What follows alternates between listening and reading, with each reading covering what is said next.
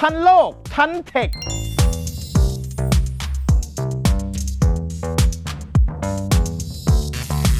เข้าสู่ช่วงที่ 2 ของรายการครับทันโลกทันเทคครับ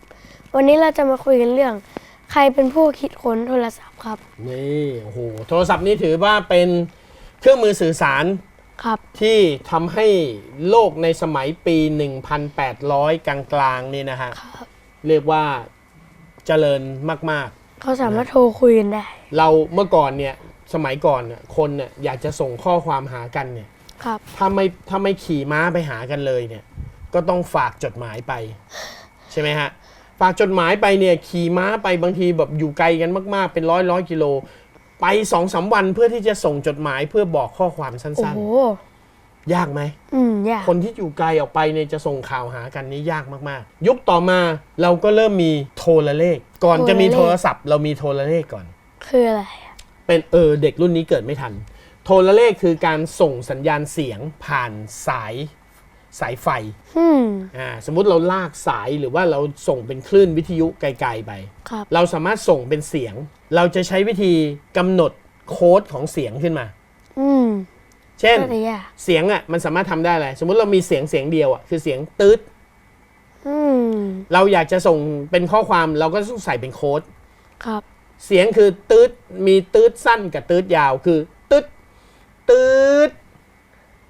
จำได้ไหมตอนที่เราไปเดินพิพิธภัณฑ์วิทยาศาสตร์เนี่ยเราไปลองส่งโทรเลขเราไปดูว่าถ้าเราอยากจะส่งคำว่าตัว A เราต้องส่ง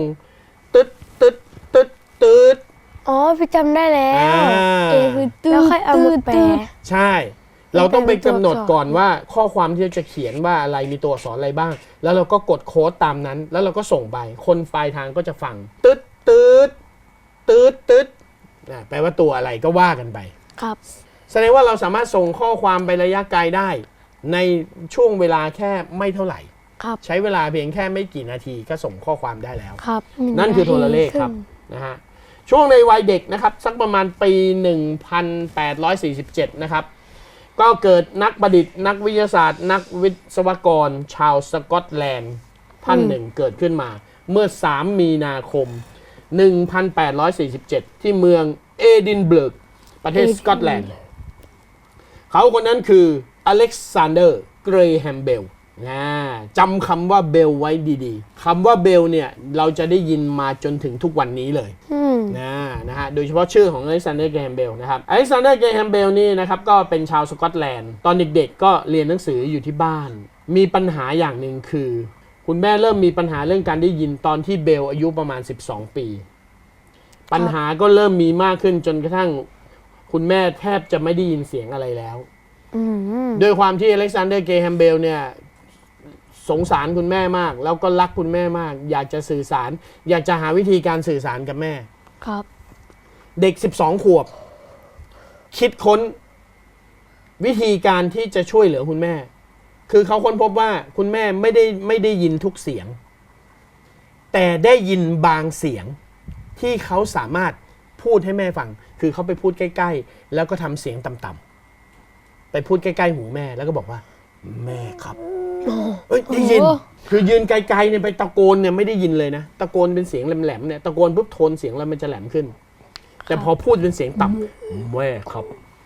ได้ยินเขาก็เลยเริ่มรู้สึกแล้วว่าอาการหูของแม่เราเนี่ยไม่ได้มีปัญหาว่าไม่ได้ยินเลย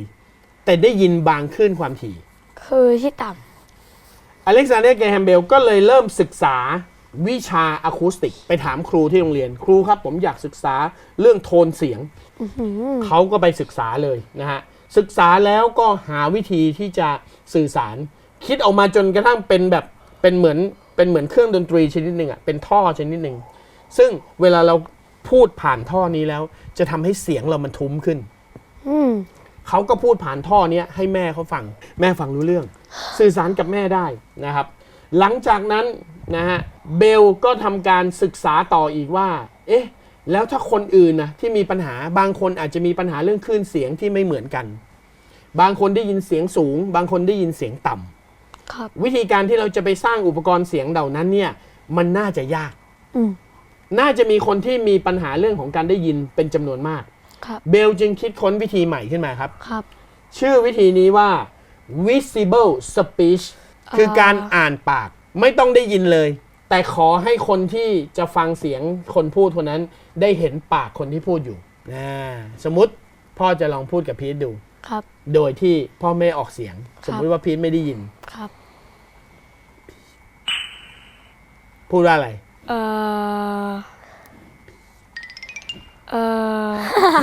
อ่านปากแล้ว พี่อ่านปากไม่เป็น แต่มันฝึกได้ visible speech คือสิ่งที่เกแฮมเบลสร้างขึ้นมา แล้วก็ทำให้ผู้ที่พิการทางการได้ยิน สามารถนำไปใช้กันได้ทั่วโลกเลย เนี่ยตั้งแต่วัยเด็กเขาเป็นนักสร้างขึ้นมาเลยนะ หลังจากเรียนจบนะครับพอโตขึ้นมานะครับเขาก็เรียนจบแล้วก็ไปทำงานที่บริษัทด้วยเป็นสถาบันด้วยนะฮะสถาบัน Westinghouse สถาบัน Westinghouse เนี่ยเป็นสถาบันที่มีความเจริญแล้วก็เป็นเจ้าของเทคโนโลยีการทำโทรเลขโดยมีบริษัทที่เป็นบริษัทรับผิดชอบการทำโทรเลขอยู่ทั้งฝั่งอังกฤษและฝั่งสหรัฐอเมริกา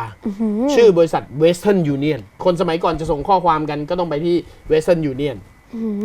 ทีนี้เวลามีคนมาส่งโทรเลขเยอะๆมันต้องทำทีละคนนะจดข้อความแล้วก็กดโค้ดตึ๊ดอะไรเงี้ยมันทำได้ทีละคน Western Union ก็เลยบอกว่าเราอยากได้วิธีการที่จะส่งข้อความได้ทีละหลายๆข้อความใช่ไหม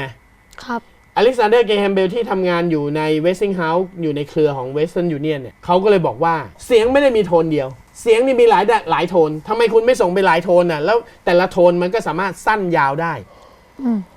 เราก็ส่งตุดติดตุด